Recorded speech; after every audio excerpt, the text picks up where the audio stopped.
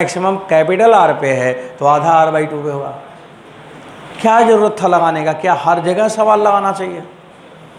हाँ चलिए, मैंने लगा कि इसलिए दिखाया कि ये तरीका है, लेकिन हम जिस एग्ज़ाम में जा रहे हैं उसका तरीका कुछ और ही है, उसमें हमें रफ्तार लेनी है। तो आर बाई 2 मेरे को मिल गया। चलिए, एक तो मिल गया। अब आउटसाइड वाले में आप सोचिए। हाँ, आउटसाइड में क्या होगा? 2r होगा। क्यों? क्योंकि 1/r है। अगर 1/r है तो आधा होगा तो r डबल हो जाएगा, तो r बराबर 2r हो जाएगा। हाँ, ऐसे बताना चाहिए जैसे भी बताए थे। उसमें क्या होगा? डायरेक्ट प्रोपोर्शनल है, तो r बढ़ेगा तो b बढ़ेगा, और उसमें इन्वर्स है, उल्टा हो जाएगा, है ना। तो यहाँ पे अब हमें अगर लिखना हो तो लिखेंगे एक बार। इतना बड़ा डिब्बा बनाया है तो क्यों बनाया है? देखने के लिए बनाया है। तो बच्चों अब बताओ, आउटसाइड एक बार फार्मूला पढ़ के सुना दो। म्यू नॉट अपान 4 पाई, हाँ 2i upon r square small R. चलो स्मॉल आर हो गया। अब ये आउटसाइड में फील्ड क्या होगा? मैक्सिमम का आधा होगा। मैक्सिमम का आधा होगा तो 1/2 और mu nought upon 4 pi 2i upon r equal to mu nought by 4 pi और 2i अपान स्मॉल r। बच्चों स्मॉल r का मान आ गया 2r। तो जो फील्ड यहाँ पे होगा r/2 पे, वही फील्ड वहाँ पे होगा 2r पे। तो जो फील्ड यहाँ पे r/3 पे होगा, वही फील्ड वहाँ 3r पे होगा। यही तो मतलब आ रहा है। तो बच्चों यही मतलब आ रहा, सही मतलब आ रहा है। अब आपके पास ये दूरी 2 हो गई, एक r1 हो गया और एक r2 हो गया, और ये डिस्टेंस r1 और r2 कहाँ से ले रहे हैं? From the centre. सेंटर से 2 जगह आपको मिल रहा है। We get same magnetic field at 2 different position from the centre. One is r1, another is r2। तो बच्चों यहाँ पे मैं ये पा रहा हूँ, we get same magnetic field, equal magnetic field at 2 different position. We get equal magnetic field at 2 different position, at 2 different position from the center, at 2 different position from the center,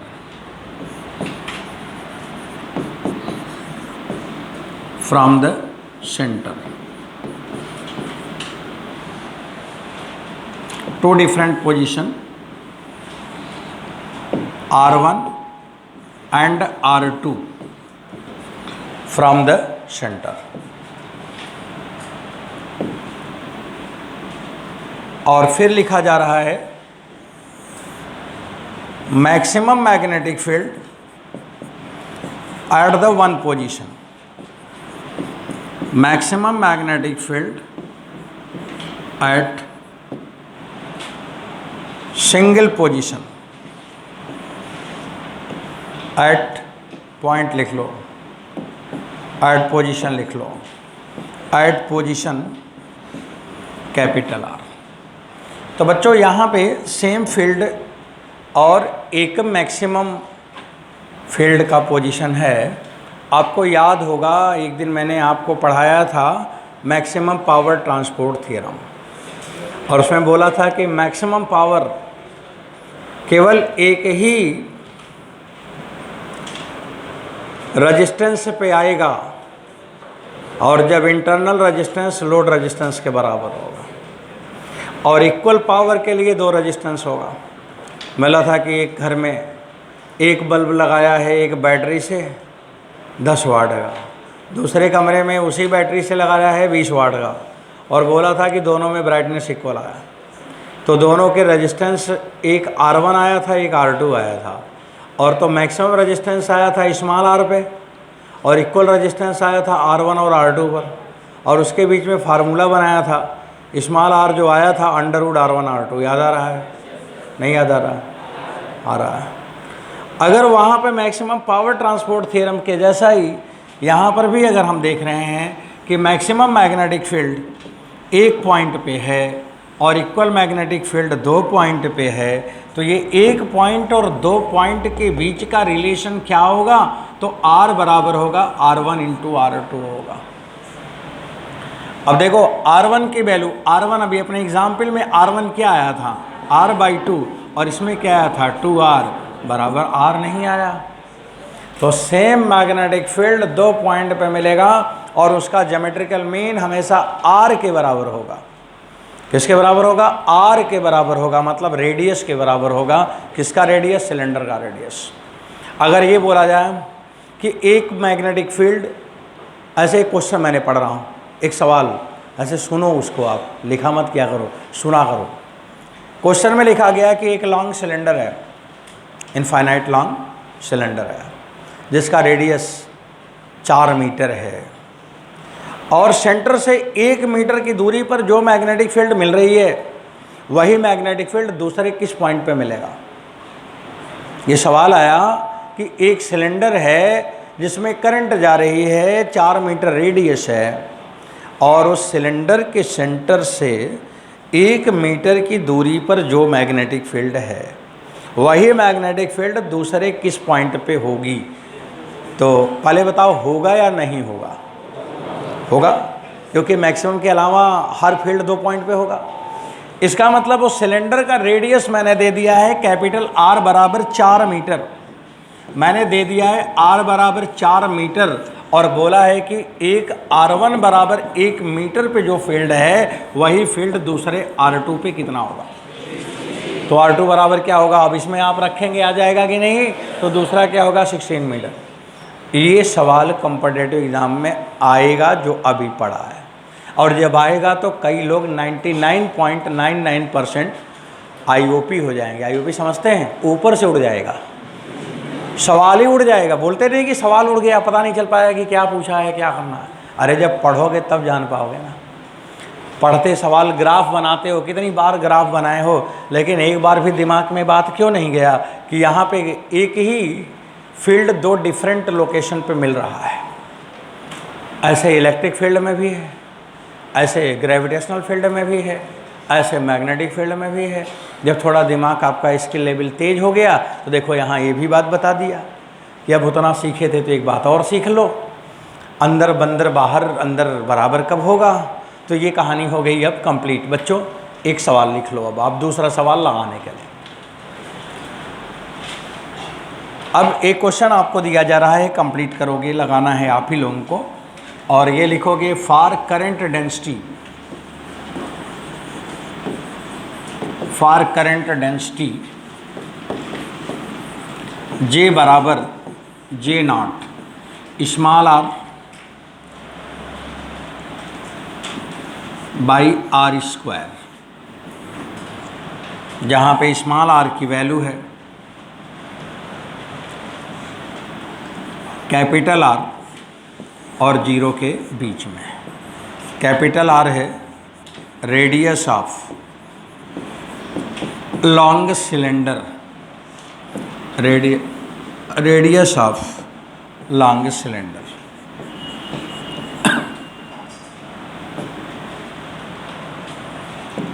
आप चाहो ना तो इसको थोड़ा बच्चों एक काम करो,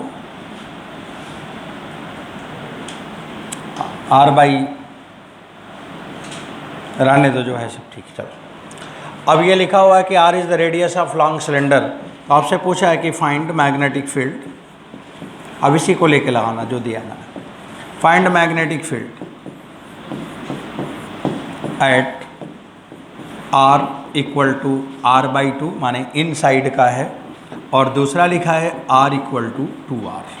बस सवाल लिखा हुआ है कि अगर करंट डेंसिटी वेरिएबल हो, J बराबर J0 R/R, जहाँ पे J0 कांस्टेंट होगा और वेरिएबल स्मॉल r है, जो वेरिएबल है उसका रेंज दिखाया जा रहा है 0 से कैपिटल R तक, और कैपिटल R बताया जा रहा है रेडियस ऑफ लॉन्ग सिलेंडर। तो what will be magnetic field at R बराबर R/2 एंड R बराबर 2R। आपके एग्जाम में एक ही पूछेगा या तो ये वाला पूछ लेगा या तो वो वाला पूछ लेगा। तो हमने दोनों पूछा है, आप एक एक करके दोनों आंसर निकाल दो। और हाँ, आंसर आ जाए तो बता भी देना जैसे ही आए। बोलो शाश्वत, बताओ। शाबाश, ठीक। तो देखिए आपकी क्लास से आंसर अवेलेबल है, बताया गया, जल्दी बताया गया, बहुत तेज़। और अब बाकी लोग भी लगा के थोड़ा देख लो 1 मिनट में, 1 मिनट टाइम आप दीजिए इस पर।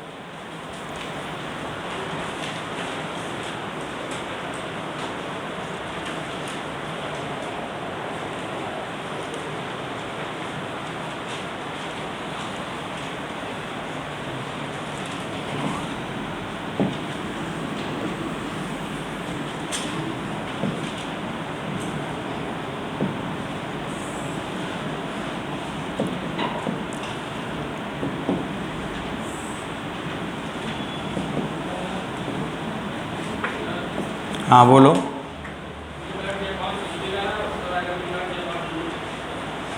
ठीक,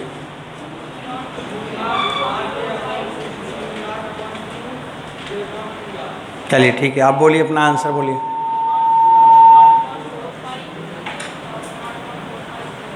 ठीक, देखिए आपकी क्लास में कई लोगों ने आंसर बताया है, और बच्चों मैं मिलवाऊंगा इन लोगों का आंसर कि किसका सही है, और जिसका सही होगा वो बताएंगे तो उनको गिफ्ट दिया जाएगा अगला सवाल। ठीक है, चलिए क्वेश्चन देखा जाए। अब करंट डेंसिटी आपको दिख ही रहा है, और मैग्नेटिक फील्ड हमें 2 बार पूछा है, एक अंदर पूछा है और एक बाहर पूछा है।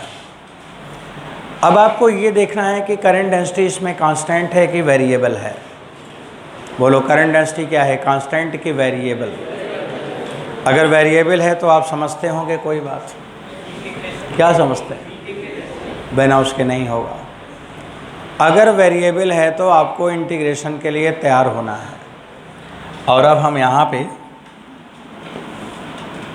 एक पॉइंट लेते हैं, और ये मान लो बच्चों, ये मान लो कि स्मॉल आर मैंने यहाँ पे ले लिया। तो अब ये स्मॉल आर अगर हमने ले लिया तो मेरे को क्या करना पड़ेगा, एक लूप बनाना पड़ता है, एम्पेरियन लूप बनाना पड़ता है। देखो इस जगह ऐसे मन में आप फील करो कि मेरे को ये काम करनी है, अब इसी जगह निकालना है यहाँ पे। अब देखो उस पॉइंट पे जहाँ पे पूछा है उसके लिए अब फार्मूला लिखना पड़ेगा। तो फार्मूला क्या है, एक बार बिल्कुल एकदम एक सिंपल केस दिमाग में आना चाहिए कि हमें एक रेगुलर काम करनी है। तो पहले तो एम्पेयर का ला लगाना है। तो B × DL बराबर आप लिखोगे μ0 I in, बस ये लिखा गया। अब ये μ0 और I in, तो करंट इन साइड अंदर कितनी करंट है तो उसको करंट डेंसिटी में एरिया से मल्टीप्लाई करोगे। अब एरिया से मल्टीप्लाई कर दोगे डायरेक्ट, अगर कांस्टेंट है तो, जैसे मैंने किया था अभी, कांस्टेंट था तो मैंने क्या किया था, डायरेक्ट J इंटू कर दिया था कि नहीं। लेकिन ये वाला तो J कांस्टेंट नहीं है, ये वेरिएबल है। अगर वेरिएबल है तो कोई बात नहीं है बच्चों, J के साथ एरिया 2πr dr होता है। एरिया क्या होगा, length into width, 2πr dr। और वो कैसे मैंने लिखा है, मान लो आपको उसको लिखने में कोई दिक्कत हो तो अगर ये πr² है तो आपको dA लिखना होगा, छोटा सा एरिया। तो dA माने डिफ्रेंशिएट करना होगा, तो r² का डेरिवेटिव 2r dr होगा। तो dA की जगह 2πr dr हो गया। ऐसा नहीं है कि मेरा दिमाग में कोई चीज़ आ गया, ऐसे आ गया जैसे मैंने अभी लिखा है। जिस चीज़ को डिफ्रेंशिएट करनी है, जिस चीज़ को छोटा करना है, पहले उसको लिख लो और दोनों तरफ डिफ्रेंशिएट कर दो तो छोटी वैल्यू मिल जाएगी। मेरी बात समझ आई मैं क्या बोल रहा हूँ? अब आप यहाँ पे μ0 और J का मान लिख दो। J बराबर J0 था, r² था, और अंदर स्मॉल r था। तो 2πr ये वाला, r ये वाला, हाँ यही बात होगा। और आप यहाँ पे लिखोगे B × DL 2πr, यहाँ लिखोगे। अब बच्चों r और यहाँ से यहाँ तक 0 से r लिखोगे।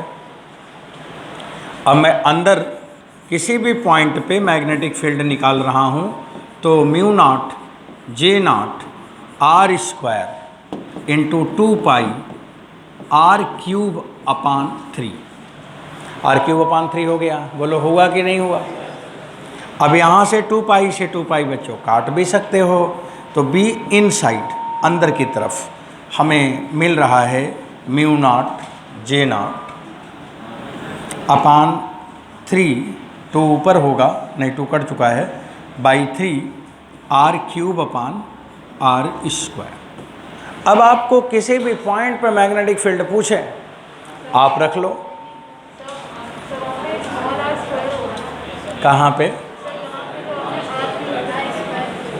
अच्छा, एक आर भी कट गया था ना।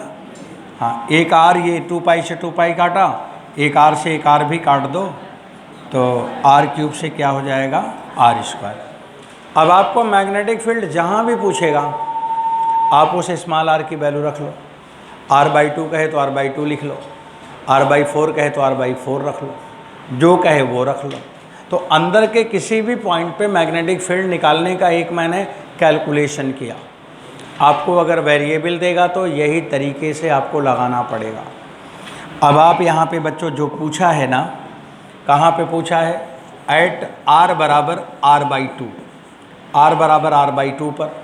तो अब आप बी इन साइड लिखोगे, आपके क्लास का आंसर तो मिलाना ही चाहिए, बाई 3 और ये हो जाएगा r²/4 इंटू आर स्क्वायर से कैंसिल हो जाएगा, तो म्यू नॉट जे नॉट अपान 12।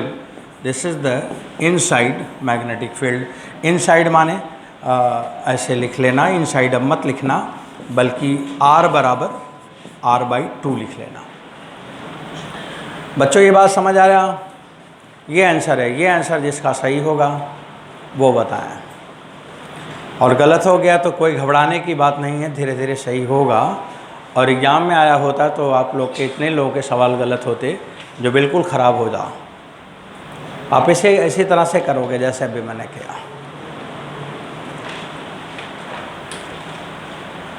तैयार? आगे बढ़ूँ? चलो अब अगला पॉइंट ले लो जल्दी से, फटाफट तेज़ी से आगे बढ़ जाओ।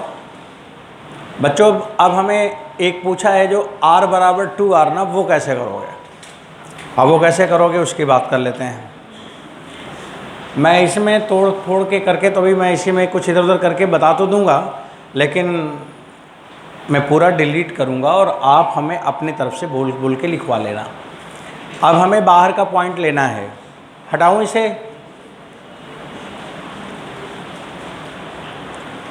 अभी ये सवाल आपको पेपर में, अभी घर पे जाओगे ना तो PYQ देखेंगे और अपने किताब को देखेंगे, NCERT टेक्स्ट बुक देखेंगे, उसमें ये क्वेश्चन दिए हैं। आखिरी के मैग्नेटिक फील्ड के 7-8 सवाल हैं जो इसी पे बेस्ड हैं, और उसे कर ज़रूर लेना, क्योंकि टीचर ये सब सवालों को ज़रूर ढूंढते हैं। अगर आपका रियल में टेस्ट लेगा कि आप अच्छे हैं कि नहीं, तो यही सब सवालों से टेस्ट होता है। हम इसे अब हटा देते हैं, हटाया जाए। अब आगे जो दूसरा वाला लिखा था 2r, उसके लिए आप अपना दिमाग में चीज़ों को सेट करो। अब सोचने लगो कि अब जब पूछा जाएगा तो हमें ये बात बोलना है। तब तक हम अपना इधर उधर कर रहे हैं कुछ। अब आप कहाँ पे निकालना चाहते हो? आउटसाइड। भाई फील्ड तो दो ही जगह निकालोगे, या तो इनसाइड निकालोगे या तो आउटसाइड निकालोगे, और या तो सरफेस पे निकालोगे। अगर इनसाइड निकाल लिया तो स्मॉल r की जगह कैपिटल R कर दोगे, सरफेस आ जाएगा। और आउटसाइड निकाल दिया तो भी स्मॉल r की जगह कैपिटल R कर दिया तो आउटसाइड भी आ जाए, तो भी सरफेस आ जाएगा। इसलिए काम तो दो ही है, या तो इनसाइड और या तो आउटसाइड। कोई एक निकाल लेना। सरफेस का पूछे तो स्मॉल r की जगह कैपिटल R कर देना, सरफेस का आ जाएगा। अब हमें आउटसाइड निकालना है, और हम अपना थोड़ा क्लास की बात है, थ्योरेटिकल आइडिया दे रहा हूँ। अब हमें ये लेना है r>r। तो जब r>r लेना है बच्चों, तो आपको फिर तुरंत क्या बनाना पड़ेगा? Amperian loop. अब ये सब ऐसे बोला करो कि क्या बनाना पड़ेगा, तुरंत बोलो एम्पेरियन लूप बनाना पड़ेगा। और ये एम्पेरियन लूप ये मैंने बनाया, और ये रेडियस कितना है? Small r। अब बताइए, फार्मूला लिखवाइए, b × 2 पाई r। कोई टेंशन नहीं, टू पाई आर आप लिखोगे, dl माने लेंथ 2 पाई आर। अब इसके आगे लिखोगे म्यू नॉट आई इन, अंदर करंट निकालनी है तो इसके अंदर करंट माने पूरी करंट। अब पूरी करंट निकालनी है जबकि करंट डेंसिटी वेरिएबल है, तो फिर उसके लिए तरीका क्या सिखाया है कि जे में 2 पाई आर और डी आर ये लगाना है, और आप साथ में लिमिट दे दो। बच्चों करंट अगर आपको पूछा गया है इस पॉइंट पे, यहाँ पे, तो बताओ इसकी लिमिट कहाँ से कहाँ तक जाएगी? 0 से स्मॉल आर की कैपिटल आर? स्मॉल आर तो नहीं ले जाएंगे, कैपिटल आर ले जाएंगे, क्योंकि इस कैपिटल आर तक ही करंट है, बाहर तो करंट है नहीं हवा में। तो करंट जहाँ तक है वहाँ तक का लिमिट लगाना है, 0 से आर हो गया। अब बच्चों b इंटू 2 पाई आर बराबर म्यू नॉट। भाई जे का मान बताओ, J not upon are square 2 pi r square d r, 0 से आर, यही तो बात होगी।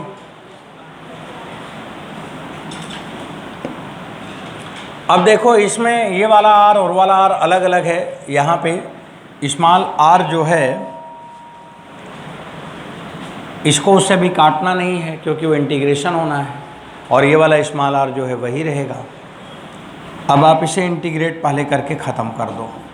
Mu naught J not R square 2 pi R cube upon 3, और बच्चों ये आ रहा b इंटू 2 पाई आर। ये 2 पाई से 2 पाई कैंसिल हो गया, और आउटसाइड अगर मैग्नेटिक फील्ड मैंने पूछा है आउटसाइड, तो ये वैल्यू आ रहा है mu not J not r upon 3 और स्मॉल आर। देखो 1 बाई आर पे आ गया, 1 बाई आर आना चाहिए, आया कहाँ पे? अच्छा 2 कट गया है क्या? 2 हटा दो, 2 पाई से 2 पाई पूरा कट गया था, तो म्यू नॉट जे नॉट हो गया और एक आर बच गया यहाँ वाला, अभी ठीक है। अच्छा पूछा कहाँ पे है अब? हाँ जहाँ पे पूछा है वो वैल्यू रख लो, स्मॉल आर बराबर 2r, तो b का मान आ जाएगा। स्मॉल आर की जगह जब 2r रखोगे तो बच्चों म्यू नॉट जे नॉट अपान 6 ये आ गया। पहला वाला क्या था? म्यू नॉट जे नॉट अपान 12, और ये वाला क्या है? म्यू नॉट जे नॉट अपान 6। अब अगर IIT के लोग होंगे तो उनसे वो बोलेगा कि पहला वाला फील्ड B1 है, दूसरा वाला B2 है, तो B1 बराबर B2, B1 बराबर 2B2, B1 बाई B2, ऐसे करके 4 ऑप्शन दे देगा, मतलब दोनों को पकड़ के एक साथ बना देगा। यही बड़े क्वेश्चन छोटे क्वेश्चन में अंतर है, छोटे में एक पार्ट पूछेगा, बड़े में 2-3 मिला के पूछ लेगा, पर कॉन्सेप्ट तो कॉन्सेप्ट एक ही होता है। तो बच्चों ये इन्फॉर्मेशन तो कवर हो गया, आप इसे अपना लिख पढ़ के, और अब अंतिम एक सवाल लिखेंगे, लास्ट क्वेश्चन, और मेरे क्लास का लास्ट क्वेश्चन है, पर आप लगाएं और जहाँ जहाँ नहीं आएगा सब पूछेंगे। अब अंतिम एक सवाल मेरे को लेना है, हटा दिया जाए। देखो सवाल को पहले समझाऊंगा आपको। बच्चों आप लोग अभी कुछ लोग लिख रहे हो, लिख के पहले पेन बंद करो, तब आपको अगला स्टेटमेंट समझाऊं तो फिर लगाऊं। चलिए अब आप लोग सब लोग रेडी हैं क्वेश्चन को देखने को? देखो देखिए, अभी मैंने लिखा कि सिलेंडर कैसा है? सॉलिड है। तो सिलेंडर सॉलिड है, ये सॉलिड सिलेंडर है, ये वाला।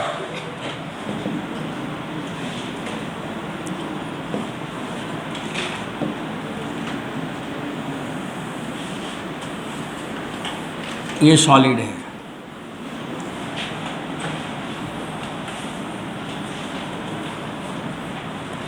इसका रेडियस जो दिया है वो कैपिटल R है जी। इसमें करंट जो फ्लो कर रही होगी वो करंट I है। अभी आपने ये क्वेश्चन किया था, अब मैं थोड़ा सा बदल रहा हूँ, इस सवाल को चेंज कर रहा हूँ, और चेंज में मैं कुछ ज़्यादा कर भी नहीं सकता चेंज, बस एक ही काम कर सकता हूँ कि इसके अंदर कैविटी बना सकता हूँ। क्या बना सकता हूँ? कैविटी। अब बच्चों इसके अंदर मैंने ये कैविटी बना दिया, सिलेंडर के अंदर खाली जगह कर दिया, अब एक कैविटी बना दिया।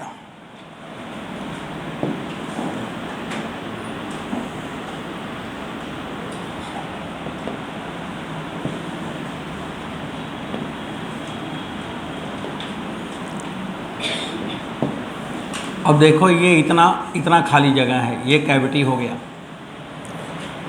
अब जो ये कैविटी है इसका कुछ रेडियस होगा,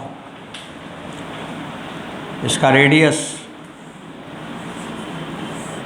मान लो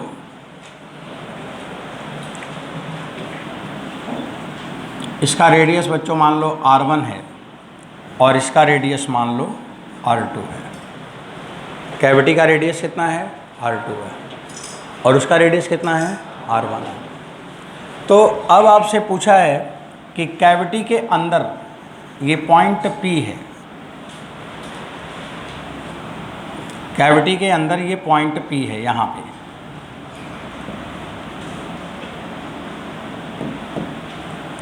और ये इसके सेंटर से कुछ दूरी पे है,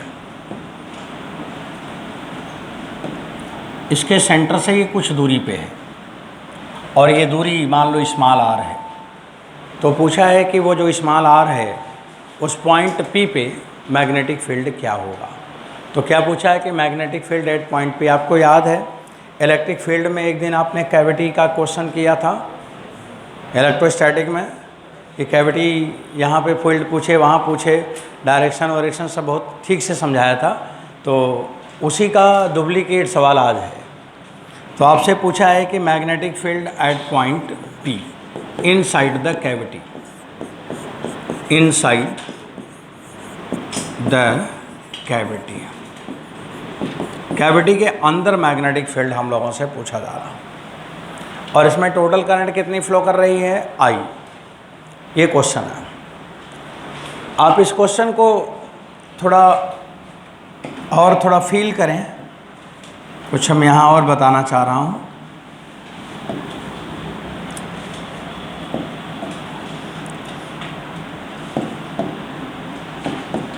बच्चों अगर आप सामने से देखें, फ्रंट व्यू इसका देखें, तो ऐसे है।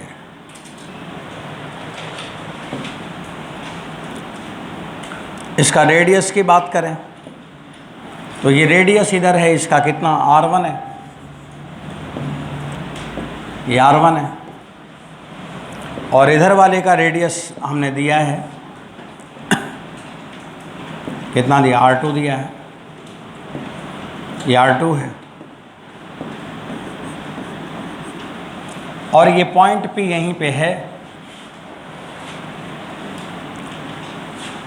कैविटी का सेंटर और सिलेंडर का सेंटर यहाँ पे दिया हुआ है, और इसको इसी जगह मैग्नेटिक फील्ड पूछा है पॉइंट P पे, और ये करंट इसमें आई जा रही है। अब ये पॉइंट P जैसा कि चित्र में दिख रहा है, मान लो हम यहाँ पे ही दिखा दें, यहाँ पे, तो बच्चों लोग ये डिस्टेंस भी दिया है, ये कितना दिया था? Small r। बस इस चीज़ को ऐसा मैंने दिखाया तो आपको ये बात समझ आ रही है, क्योंकि वहाँ तो सिलेंडर है, ठीक है, वो ऐसे फिगर बन गया, पर वो मेरे दिमाग में, मेरे ब्रेन में जब जाएगा तो इस फॉर्म में जाएगा कि मेरे मन में ये चल रहा होगा कि अच्छा ये पूरा सिलेंडर था और इसमें से इतना पोर्शन को काट के निकाला गया, और इसी के अंदर किसी P पॉइंट पर मैग्नेटिक फील्ड पूछा जा रहा है। ये मेरे दिमाग में चल रहा है बात। अब आइए मैं इस सवाल के लिए डायरेक्शन ले रहा हूँ, कैलकुलेशन की तरफ ले चल रहा हूँ आपको। बच्चों लोग ध्यान से देखें। अब आप अब ये पॉइंट P देखो, जैसे मैंने खिसका के यहाँ कर दिया, कोई ज़रूरी नहीं आप कहीं भी कर दो, आप वहीं रखो। ऐसा तो नहीं ना कि इसके कहीं हम तो कहीं भी रख सकते हैं। इसके सेंटर से वो पॉइंट P तो मिल ही जाएगा, ये तो मैंने ऐसे बना दिया कि आपके मन में बात चल रही है तो अगर ऐसे सोचो, लेकिन जनरल बात तो यही कि हम कोई ज़रूरी है कि पॉइंट P को हम उसी के लाइन में रखे रहे, हम कहीं रखते हैं, ये जनरल बात हो गई। हम कहीं भी रख सकते हैं, कैविटी के अंदर कहीं भी रख सकते हो ना, कोई ज़रूरी थोड़ी है कि उसी लाइन में दिखा दो आप। हमने ऐसे दिखाया कि वो स्मॉल r दिया है, वो r1 दिया है, वो r2 दिया है और P पॉइंट पे मैग्नेटिक फील्ड पूछा है। बच्चों कैलकुलेशन मैं करूँगा, आप ये ज्योमेट्री अभी बना लीजिएगा और अभी थोड़ी देर तक कुछ नहीं लिखना, आपको कुछ भी नहीं लिखना है। अब थोड़ी देर तक आपको मेरी बात समझना है सिर्फ। देखो सबसे पहला काम, अगर आप मैग्नेटिक फील्ड निकालने जा रहे हैं तो करंट डेंसिटी चाहिए, इलेक्ट्रिक फील्ड निकालने जा रहे हैं तो वॉल्यूम चार्ज डेंसिटी चाहिए। उसमें 3D है तो वॉल्यूम चार्ज डेंसिटी रो लिखेंगे, और अगर यहाँ पे निकालने जा रहे हो भाई यहाँ पे एक ही डेंसिटी है, केवल करंट डेंसिटी है, तो आपको करंट डेंसिटी निकालनी है। तो J बराबर क्या लिखोगे, I upon pi R1 square minus pi R2 square. बस सीधा सीधा काम हो गया। उस पूरे क्रॉस सेक्शन एरिया में इतना क्रॉस सेक्शन एरिया निकाल दो। चलो भाई करंट डेंसिटी तो आ गया। कभी कभी एग्ज़ाम में ना, नीट के एग्ज़ाम में करंट डेंसिटी ही पूछ लेता है, इतना ही पूछ लेता है। अब उसमें भी लोग आला माला करते हैं, इतना छोटा छोटा बात होता है। R1 square minus R2 square, एक ही इतनी बात हो गई, करंट डेंसिटी आ गई। अब आपको सवाल लगाना कैसे है ये थोड़ा सोचा जाए। बच्चों लगाना तो पड़ेगा, कैसे लगाएं। एक ये मान लो कि ये बड़ा वाला है, जब इसमें कैविटी नहीं बना, और इसके बाद ये कैविटी है, ये कैविटी है और ये इसका सेंटर है, ये पॉइंट P है और इसके सेंटर से ये पॉइंट P है। ना तो यहाँ से दूरी दिया है और ना तो यहाँ से दूरी दिया है। अब नहीं दिया है तो भाई मानना पड़ेगा, मान लिया मैंने। एक P1 हो गया और एक P2, एक R1 हो गया और एक R2 हो गया। बच्चों यहाँ का फील्ड B1 है और अगर यहाँ का फील्ड हम मान लेते हैं B2 है, तो नेट फील्ड उस पॉइंट पे निकालने के लिए आपको ये माइनस करना पड़ेगा। अब अगर इस पॉइंट P पे मेरे को मैग्नेटिक फील्ड लिखना है तो लिखना पड़ेगा B1 माइनस B2, और B1 का मान आपने पढ़ा है अभी μ0/2 J क्रॉस R1, आज ही पढ़ा है, यही पढ़ा था, μ0/2 ही लिखा था। J cross R1 minus B2 की जगह आप लिखोगे μ0/2 J क्रॉस R2, ये लिखोगे। बच्चों इसके बाद भले क्रॉस प्रोडक्ट है।